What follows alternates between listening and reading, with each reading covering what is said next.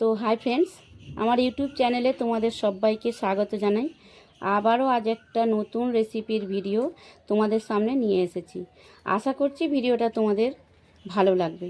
Video ভালো লাগলে ভিডিওতে একটা লাইক দিও। আর যে বন্ধুরা আমার চ্যানেলে নতুন তারা ঝটপট আমার চ্যানেলটাকে সাবস্ক্রাইব করে রেখো। তাহলে কি হয়, আমি এই রকম নতুন নতুন রেসিপি যখনই শেয়ার করব সবার আগে তোমরা পেয়ে যাবে। তো এই রেসিপিটা করার জন্য আমি এখানে কি নিয়েছি তোমাদের দেখাই চলো।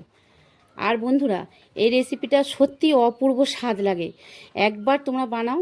পটল যখন খেয়ে খেয়ে অঘেন্না লেগে যাবে তখন পটল এইভাবে করার জন্য এমন কিছু সময়ও লাগে না, আর এমন কিছু উপকরণও লাগে না। জাস্ট কয়েকটা দিয়েই এই রেসিপিটা হয়ে যায়। তো চলো রান্নাটা শুরু করি।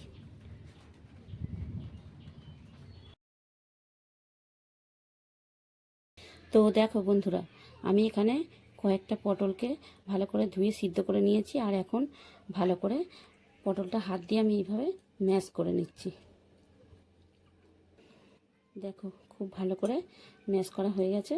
তো চলো এখন রান্নাটা শুরু করি। আর রান্না করতে করতে আমি তোমাদের বলে দেবো কি কি উপকরণ নিয়েছি আর কিভাবে রান্না করেছি। চলো দেখিয়ে দিই। তো এই পটল ভর্তা বানানোর জন্য আমি কড়াইতে এখানে 2 চামচ পরিমাণ তেল দিয়েছি। আর ওই তেলের মধ্যে দেখো 2টো গোটা শুকনো লঙ্কা দিয়ে দিচ্ছি।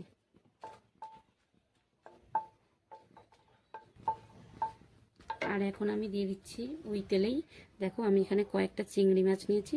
চিংড়ি মাছগুলো আমি কেটে ধুয়ে লবণ আর হলুদ মাখিয়ে রেখেছি। আর ওই তেলে আমি চিংড়ি মাছটা ভেজে নিচ্ছি।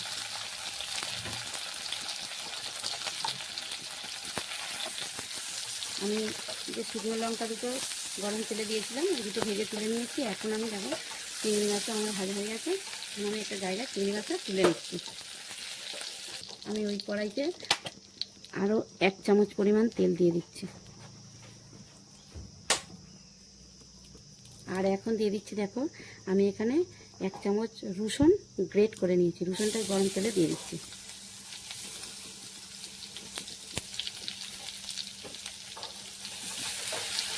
রসুনের কাঁচা গন্ধটা চলে যাওয়া পর্যন্ত রসুনটা ভেজে নিতে হবে। দেখো রসুনটা আমার ভাজা হয়ে গেছে।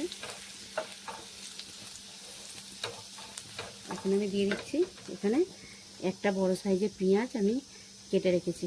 পেঁয়াজটা দিয়ে দিচ্ছি।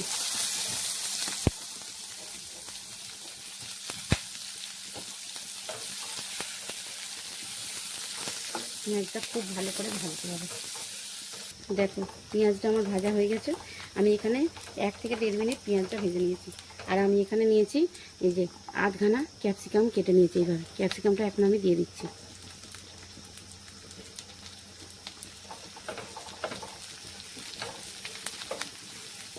ক্যাপসিকামটা খুব ভালো করে ভাজতে হবে একটু পেঁয়াজের সঙ্গে। আর ওই সঙ্গে আমি দিয়ে দিচ্ছি, দেখো এখানে একটা ছোট সাইজের টমেটো আমি ধুয়ে কেটে নিয়েছি এরকম ছোটো ছোটো করে।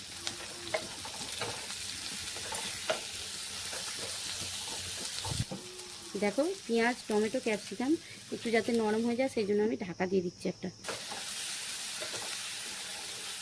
এখন টমেটো ক্যাপসিকাম খুব ভালো মতন নরম হয়ে গেছে। এই পর্যায়ে আমি দিয়ে দিচ্ছি এখানে দেখো কয়েকটা কাঁচা লঙ্কা কুচি কুচি করে কেটে রেখেছি। ঝালটা তোমাদের পছন্দ মতো দেবে। আমি খুব বেশি ঝাল করব না, এখানে আমি 4-5টা লঙ্কা দিয়েছি। তোমরা যদি ঝাল একটু বেশি করতে চাও আরও একটি কাঁচা লঙ্কা দিতে পারো, বা একটু গুঁড়ো শুকনো লঙ্কা তোমরা এখানে দিতে পারো। আমি শুকনো লঙ্কা দিচ্ছি না, কারণ আমি খুব বেশি ঝাল করব না সেই জন্য। এখন দেখো একটু স্বাদ মতো আমি লবণ দিয়ে দিচ্ছি এখানে।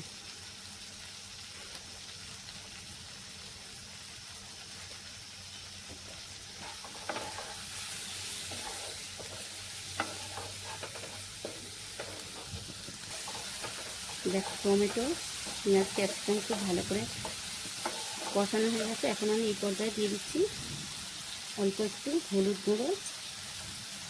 আর এখানে দিয়ে দিচ্ছি 1 চামচ ধনে পাউডার।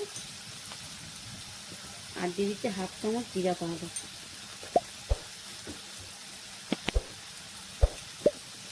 এগুলো সব খুব ভালো করে পেঁয়াজের সঙ্গে কষিয়ে নিচ্ছি। যখন এগুলো কষানো হয়ে যাবে তখন দিয়ে দিচ্ছি, দেখো এই পটলটা যেটা আমি ম্যাশ করে রেখেছিলাম, খুব ভালো করে হাত দিয়ে ম্যাশ করে রেখেছি, ওটা দিয়ে দিলাম।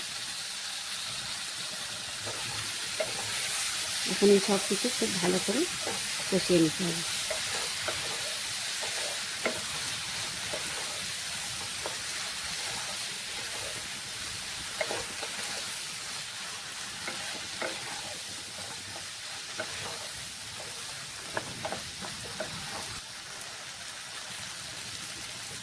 দেখো সব কিছু যখন কষতে কষতে শুকিয়ে গেছে জলটা, তখন আমি এই পর্যায়ে দিয়ে দিচ্ছি।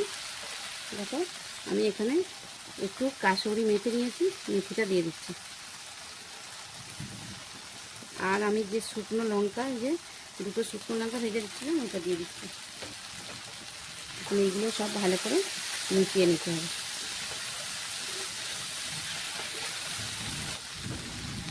এটা আমার কমপ্লিট হয়ে গেছে। আমি এখন গ্যাসটা লো করে দিচ্ছি। আর দেখো এই যে চিংড়ি মাছগুলো নিয়েছিলাম ভেজে, ওই চিংড়ি মাছগুলো আমি এখন খোসা ছাড়িয়ে নিচ্ছি। দেখো বন্ধুরা, আমি চিংড়ি মাছগুলো খোসা সব ছাড়িয়ে নিয়েছি। আর এখানে একটা গোটা চিংড়ি নিয়ে রেখে দিয়েছি। আর বাকি চিংড়িগুলো এইভাবে হাত দিয়ে আমি ম্যাশ করে নিচ্ছি খুব ভালো করে।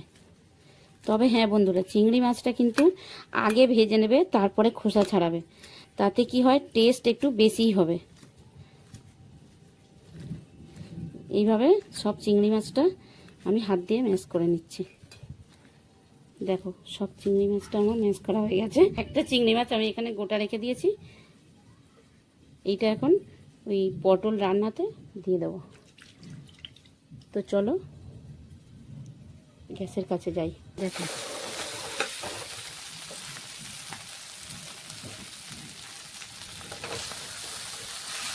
পটলটা আমার কমপ্লিট। এখন আমি ম্যাশ করা চিংড়ি মাছটা এর সঙ্গে দিয়ে দিচ্ছি, দিয়ে একটু হালকা নেড়ে চেড়ে নেব।